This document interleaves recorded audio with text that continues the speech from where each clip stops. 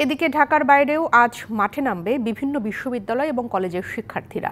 ঢাকার বাইরে 17টি স্পটে অবরোধ হবে। স্পটগুলো হলো রাজশাহী বিশ্ববিদ্যালয় সড়ক, সিলেট সুনামগঞ্জ রোড, ঢাকা চট্টগ্রাম মহাসড়ক, কুষ্টিয়া ইসলামী বিশ্ববিদ্যালয়ের বটতলা চত্বর, ময়মনসিংহ রংপুর মডার্ন মোড়, চট্টগ্রামের দেওয়ানহাট, খুলনার নতুন রাস্তা, গাজীপুর চৌরাস্তা, নোয়াখালী প্রেস ক্লাবের সামনে, ব্রাহ্মণবাড়িয়া সরকারি কলেজের সামনে, ঢাকা পাটনা মহাসড়ক, ঢাকা দিনাজপুর রোড, ঢাকা ময়মনসিংহ মহাসড়ক, ঢাকা পটুয়াখালী মহাসড়ক ও ঢাকা বরিশাল মহাসড়ক।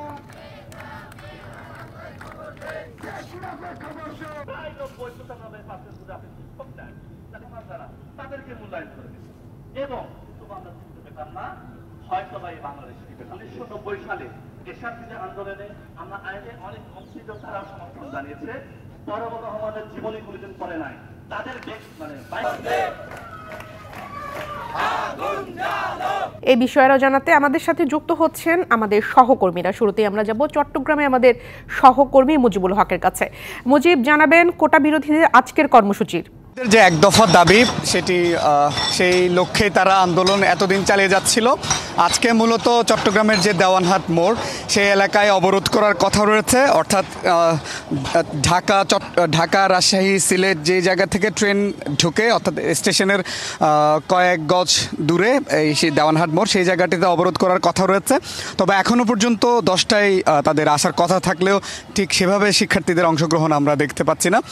তারা যেটি বলছেন যে চট্টগ্রাম বিশ্ববিদ্যালয় থেকে যেহেতু তারা আসবেন, সেক্ষেত্রে যে শাটল তাদেরকে নিয়ে আসার কথা, সেটি 10টার কিছু পরে, অর্থাৎ 20-25 হতে পারে, সেই সময় তারা এখানে আসবেন, তখনই আসলে তারা আন্দোলন শুরু করবেন। তবে আমরা চট্টগ্রাম স্টেশনের যিনি স্টেশন মাস্টার আছেন, তার সাথে আমাদের কথা হচ্ছে চট্টগ্রাম থেকে যে কয়টি ট্রেন ছেড়ে যায় এবং এই কয়টি ট্রেন চট্টগ্রামে ঢুকে। এখন পর্যন্ত 4টি ট্রেন চট্টগ্রাম স্টেশন থেকে ছেড়ে গেছে এবং একটি ট্রেন চাঁদপুর থেকে চট্টগ্রাম স্টেশনে ঢুকেছে। 6000 mAh ব্যাটারির one and only Power Master Next G N73। তবে আন্দোলনের ফলে 7-8টি যেহেতু ট্রেন চট্টগ্রাম ছেড়ে যায়, এখন পর্যন্ত তিনটি ট্রেন চট্টগ্রামে ঢোকার কথা রয়েছে। আন্দোলন যদি শুরু হয়, সেই ট্রেনগুলো চট্টগ্রাম স্টেশনে ঢুকতে বাধার মুখে পড়তে পারে এবং রেল কর্তৃপক্ষ বলছে তারা প্রশাসনকে সেটি জানিয়েছেন। এবং এখানে স্টেশন অবরোধ করার ফলে কিন্তু আশেপাশে যে সমস্ত মূল সড়কগুলো রয়েছে, সেগুলোতে কিন্তু তীব্র যানজট হতে পারে এবং সেই ভোগান্তিও কিন্তু সাধারণ মানুষের এক ধরনের ভোগান্তির কারণ হতে পারে।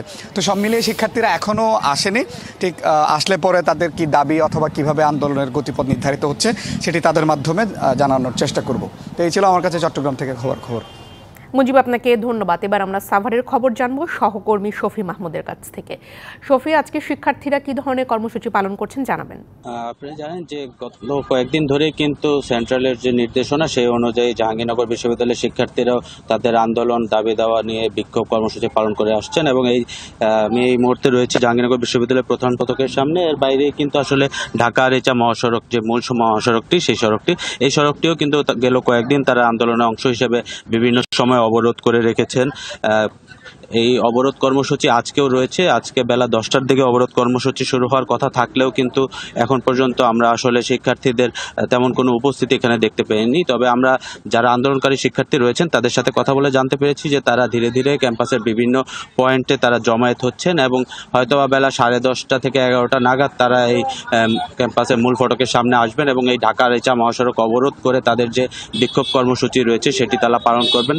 তাদের যে এক দফা দাবিতে তারা আজকে এই কর্মসূচি দিয়েছে, বাংলা ব্লকেট নামে যে কর্মসূচিটি, সেটিতে আসলে তারা দাবি জানাচ্ছে যে কোটা সংস্কার করা হোক। এই সংস্কার নিয়েই কিন্তু তারা এই আন্দোলনগুলি চালিয়ে আসছেন এবং খুব দ্রুত সময়ের মধ্যেই তারা এই সড়কগুলি অবরোধ করে তাদের এই কর্মসূচি পালন করবেন বলে আমাদেরকে জানিয়েছেন। যদিও এখন পর্যন্ত আমরা শিক্ষার্থীদের উপস্থিতি এই সড়কে আশেপাশে দেখতে পাইনি, তবে তারা যেমনটি বলছিলেন যে খুব দ্রুতই তারা জমায়েত হয়ে এই সড়কে চলে আসবেন এবং এই ঢাকা আরিচা মহাসড়ক অবরোধ করে তাদের কর্মসূচি পালন করবেন। তো ইতিমধ্যে কিন্তু আমরা দেখতে পেয়েছি যে মহাসড়কে আসলে আজকে যান চলাচল অনেকটাই কম রয়েছে। তো এই ছিল জাহাঙ্গীরনগর বিশ্ববিদ্যালয় থেকে সর্বশেষ পরিস্থিতি। প্রিয়া। শফি, আপনাকে ধন্যবাদ।